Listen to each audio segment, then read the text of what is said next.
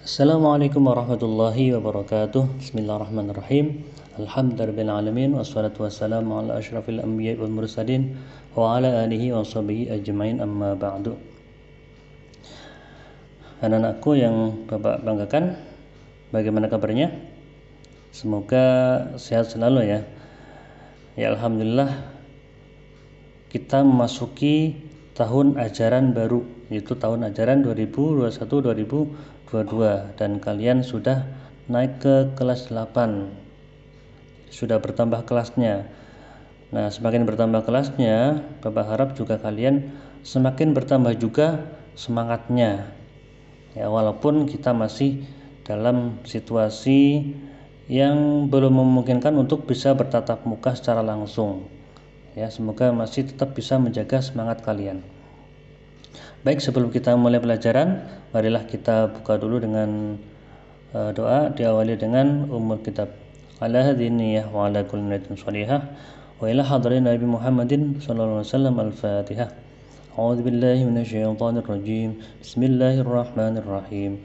Alhamdulillahi rabbil alamin. Arrahmanir rahim. مالك يوم الدين إياك نعبد وإياك نستعين اهدنا الصراط المستقيم صراط الذين أنعمت عليهم غير المغضوب عليهم ولا الضالين آمين. Nah, pada pertemuan pertama ini merupakan pertemuan pertama kita karena kemarin di kelas 7 Bapak tidak mengajar di kelas 7 ya, jadi pelajaran PAI untuk kelas 8 Bapak yang pegang. Dan bab pertama yaitu meyakini kitab-kitab Allah, mencintai Al-Quran atau beriman kepada kitab-kitab Allah. Ini materinya, peta materinya.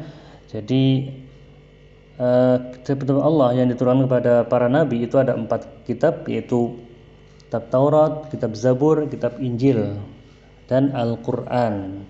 Nah, untuk yang 3 pertama itu Taurat, Zabur, dan Injil itu kita bisa mengetahui sejarah dan harus meyakini keberadaannya ya. Jadi kita harus percaya bahwa kitab Taurat, kitab Zabur, kitab Injil itu benar-benar ada ya.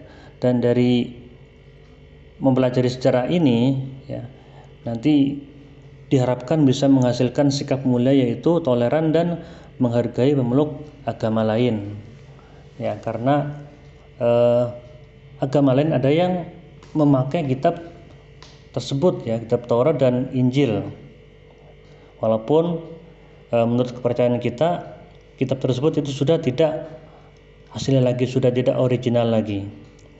Kemudian kitab Al-Quran, nah kita bisa mengetahui sejarah turunnya kitab suci Al-Quran, dan kita wajib meyakini keberadaannya, kemudian dibaca, dipahami, dan dipedomani isinya. Nah, ini adalah kitab suci bagi umat Islam, kitab suci kita.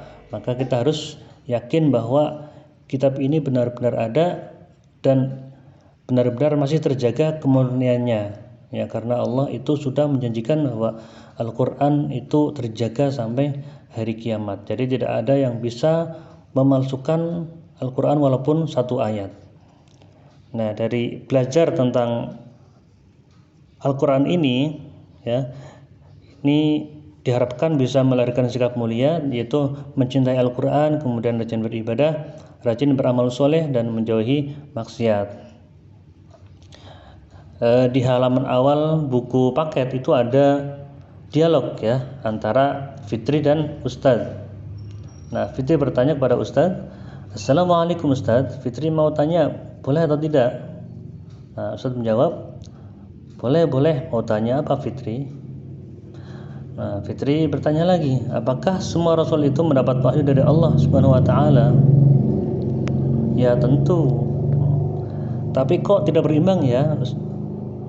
Jumlah Nabi ada 25, sementara kitabnya hanya 4. Jadi Fitri bertanya, kok nabinya 25, kitabnya cuma 4. Nah, yang lain nggak dapat kitab dong, gitu kan? Kemudian Ustadz menjawab, Fitri, pertanyaanmu bagus sekali. Begini, Pada dasarnya, semua nabi itu mendapat wahyu untuk diajarkan kepada umatnya. Nabi-nabi yang kita yakini itu tidak semuanya menjadi rasul, dan tugas mereka pun berbeda dengan rasul. Rasul mendapat wahyu berupa kitab-kitab suci dan untuk diajarkan kepada umatnya, sedangkan nabi hanya berlaku untuk dirinya sendiri. Wahyu ada yang ditulis dan ada yang tidak. Wahyu yang ditulis bentuknya berupa lembaran-lembaran yang disebut suhuf. Di antara yang ditulis itu ada yang juga dikumpulkan dan dibukukan menjadi kitab. Nah, jumlah kitab ini yang harus kita yakini ada 4. Oh begitu, terima kasih Ustadz. Lain kali boleh tanya lagi ya. Assalamualaikum. Waalaikumsalam warahmatullahi. Sama-sama Fitri, dengan senang hati Ustadz akan menjawab pertanyaanmu yang lain. Ini tentang tanya jawab tentang kitab suci, kenapa kok hanya ada 4 yang wajib kita imani ya. Ternyata tidak semua para nabi itu menuliskan kitab suci ya. Tadi berdasarkan jawaban dari Ustadz ini ya. Kemudian iman kepada kitab-kitab Allah. Iman kepada kitab Allah Subhanahu wa taala berarti percaya dan yakin dengan sepenuh hati bahwa Allah Subhanahu wa taala telah menurunkan kitab-kitabnya kepada para rasulnya. Ajaran yang terdapat di dalam kitab tersebut disampaikan kepada umat manusia sebagai pedoman hidup agar dapat meraih kebahagiaan di dunia dan akhirat. Bagaimana firman Allah dalam surat Al-Maidah ayat 16, A'udzu billahi minasyaitonir rajim. Bismillahirrahmanirrahim. Yahdi bihillahu man ittaba'a ridwanahu subulas salami wa yukhrijuhum minadh dhulumati ilan nur. Minadh dhulumati ilan nur bi'idhnihi wa yahdihim ila siratim mustaqim. Dengan kitab itulah Allah memberi petunjuk kepada orang yang mengikuti keridhoannya ke jalan keselamatan. Dan dengan kitab itu pula Allah mengeluarkan orang itu dari gelap gulita kepada cahaya dengan izinnya dan menunjukkan ke jalan yang lurus. Ini jadi kita harus yakin ya, harus beriman karena ini merupakan rukun iman ya, salah satu rukun iman yang 6. Jadi harus meyakini bahwa Allah menurunkan kitab suci kepada para nabinya, dan ada 4 kitab suci yang diturunkan kepada para nabi Allah. Selanjutnya, nama-nama kitab Allah dan rasul penerimanya. Yang pertama, kitab Taurat. Ini diturunkan pada abad ke-12 sebelum Masehi. Nah, kitab Taurat ini diwahyukan kepada Nabi Musa alaihissalam pada abad ke-12 sebelum Masehi. Nama Taurat berarti hukum atau syariat. Nah, pada saat itu Nabi Musa alaihissalam diutus oleh Allah Subhanahu wa taala untuk berdakwah kepada Bani Israel. Oleh karena itu tepat sekali kalau kita meyakini bahwa kitab Taurat diperuntukkan sebagai pedoman dan petunjuk hidup bagi kaum Bani Israel saat itu. Adapun bahasa yang digunakan dalam kitab Taurat adalah bahasa Ibrani. Jadi kitab Taurat, kitabnya Nabi Musa ini hanya untuk Bani Israel pada saat itu ya. Jadi kalau sekarang masih ada Bani Israel, nah itu sudah tidak berlaku karena sudah disumberkan oleh Al-Quran. Jadi kitab Taurat hanya berlaku ketika Nabi Musa diturunkan dan pada masa-masa tersebut. Kalau sekarang sudah bukan masanya Nabi Musa. Sebagaimana firman Allah dalam surat Al-Mu'minun ayat 49, Bismillahirrahmanirrahim.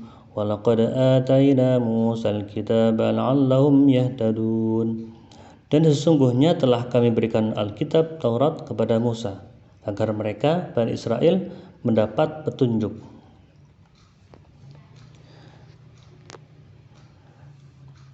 Ini adalah cerita Nabi Musa mendapatkan wahyu dari Allah. Dengan izin dan pertolongan Allah Subhanahu wa taala, Nabi Musa alaihissalam dan kaumnya dari bangsa Bani Israel selamat dari kejaran Fir'aun. Mereka yang dapat menyeberangi Laut Merah. Setelah itu Nabi Musa alaihissalam membawa para pengikutnya menuju Bukit Sinai. Nah, kaum Bani Israel meluapkan kegembiraan mereka karena dapat selamat dari kejaran Fir'aun dan tentaranya. Saat itu mereka benar-benar merasa merdeka dan bebas. Ya, karena pada waktu Fir'aun berkuasa, hidup Bani Israel tertindas. Ya. Semula mereka hidup terkekang karena menjadi budak bagi Fir'aun di kerajaan Mesir. Sekarang situasinya menjadi terbalik 180 derajat. Mereka benar-benar bebas, merdeka, dan tidak ada aturan yang perlu dipatuhi. Nah, jadi menurut mereka sudah bebas, tidak ada yang perlu dipatuhi. Mereka meluapkan kegembiraan dengan berbagai cara. Ada yang bersyukur kepada Allah Subhanahu wa taala, namun ada yang melampiaskannya dengan hanya bersukaria. Nah, Nabi Musa alaihissalam merenung dan berpikir. Beliau berkeinginan agar kehidupan bangsa Bani Israel menjadi terarah dan memiliki aturan. Mereka tidak boleh hidup liar dan bebas semaunya sendiri. Ya. Nabi Musa alaihissalam kemudian berdiam diri dan bermunajat di salah satu tempat yang berada di Bukit Sinai untuk memohon petunjuk dari Allah Subhanahu wa taala. Nabi Musa alaihissalam berzikir, "Maha besar Engkau ya Allah, ampunilah aku dan terimalah taubatku, dan aku menjadi orang yang pertama beriman kepadamu." Nah, saat Nabi Musa alaihissalam terus berzikir dan kemudian merasa begitu dekat dengan Allah, diberikanlah kepadanya petunjuk dan aturan berupa kitab Taurat. Kitab ini berisi panduan kehidupan untuk Nabi Musa alaihissalam dan kaumnya, yaitu Bani Israel, agar hidupnya menjadi terarah. Ini sejarah turunnya kitab Taurat, ya. Jadi diturunkan di Bukit Sinai.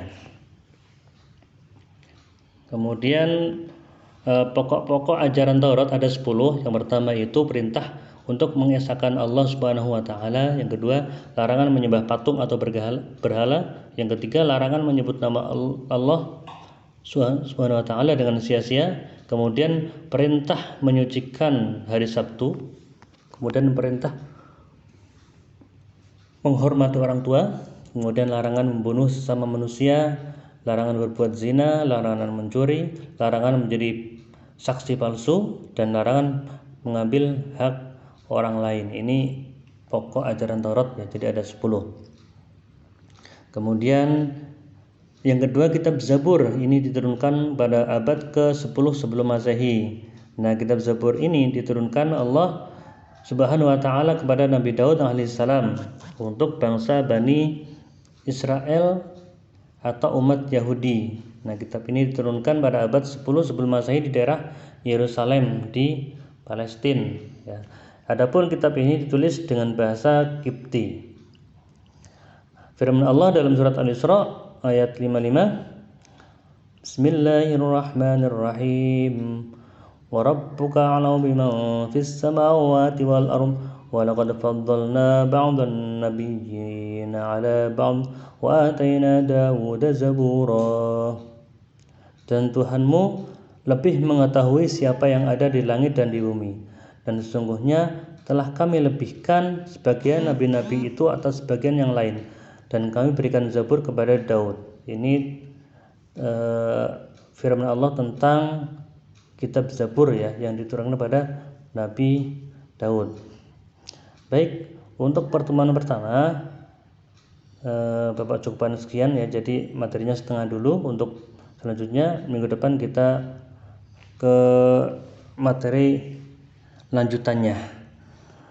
Baik, terima kasih dari Bapak atas perhatiannya. Sekian. Assalamualaikum warahmatullahi wabarakatuh.